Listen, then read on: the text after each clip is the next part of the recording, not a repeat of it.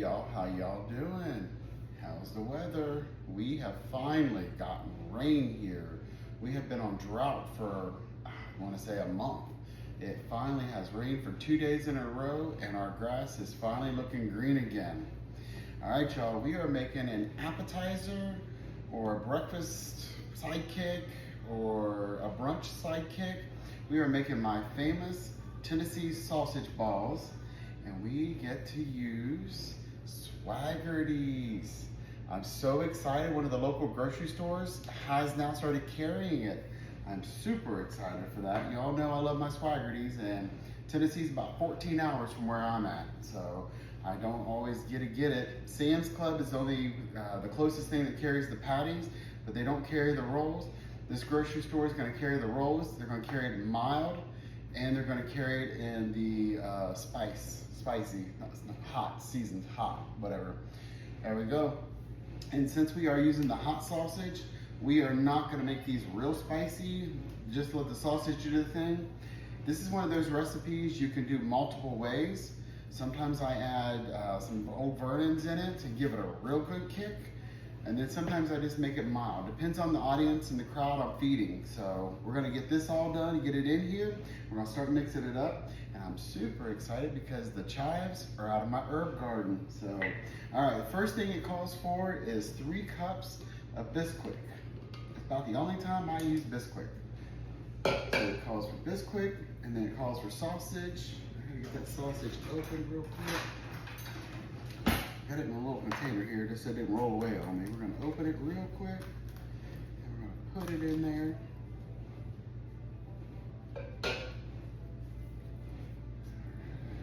I am so happy. I'm like a kid with a big old piece of chocolate cake. Come on, get out of there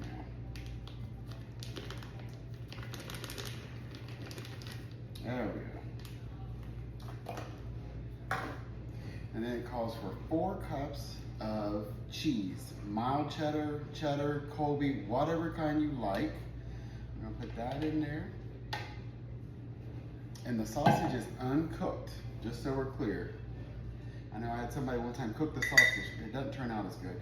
And chives out of my herb garden. We're gonna mix this. Hey y'all, we are back and we are starting to make us some sausage balls. And all you do is, this is a scooper that's one size bigger than a cookie scooper. And I just put them in my hands and the heat from your hands and just kind of make them a little ball like that. And then just stick them in this, I use this pan here. This is one of my favorite pans to use for big projects. This pan came from Miss Georgia. She's a chef out of Washington State. She gifted me this pan a few years ago to make ribs in. And I've used it for everything and ribs.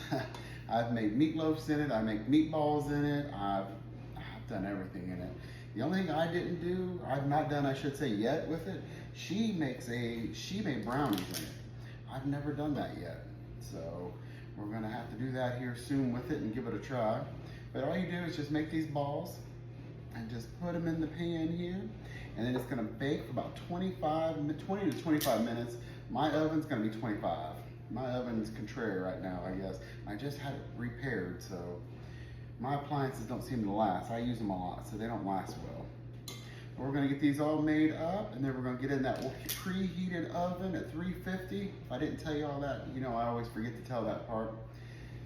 We're gonna get these bad boys made up. Now this is fun. I usually serve these, depends on if it's for a appetizer. I will put a little bit of barbecue sauce in the middle, and I will put it in one of my enamel cast iron dishes, and then put that in and put the balls all around the barbecue sauce in one of the little containers, make it all pretty. Now if it's a brunch, you serve it with maple syrup.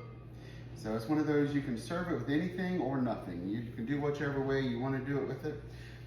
That's how I do it. I don't know how y'all would do it. And there's also different versions of this recipe. And you can also use turkey sausage, mild sausage, turkey and a little bit of bacon bits put in with it. Real bacon bits, don't use those nasty imitation things, those things that kill you.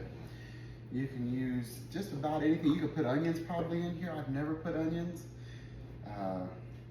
And this is the first time I'm making it with fresh chives out of my own garden, because this is the first year I've ever done herb garden. So I'm super excited for the fresh ones. Usually I just use dried ones that are not mine, that I purchased from somewhere else. So we're excited for that. All right, y'all, I'm gonna get these done and I'm gonna get them in the oven, and when they're done, we're gonna let them cool down for a little bit. We are back and the Tennessee sausage balls are done, and I've already got them in a skillet to serve. I just put a little bit of Sweet Baby Ray's barbecue sauce in there for right now, just so I can show you all. Let's taste one of them. I made one that was a little bit bigger because I knew I was gonna be the one who get it, so. These are always so good.